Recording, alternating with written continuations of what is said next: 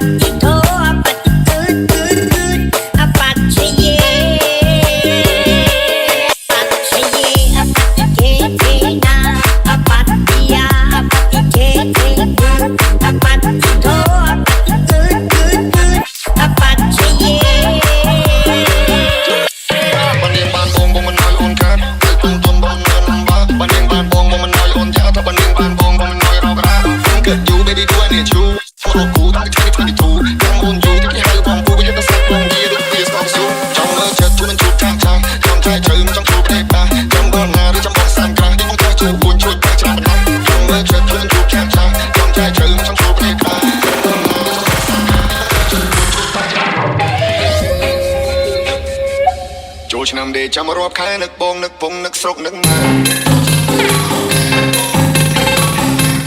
សំលុយតាំងពីឆ្នាំមុនបើសិនមានយីអូនមានប្រពន្ធមួយមានអូនឲ្យបងគួយគុណបើសិនអូនចិត្តទុនមកសម័យលក់សាញ៉ែមែនបងញ៉ែបានមុនចង់បដាក់ទុននឹងចង់នៅសៅកា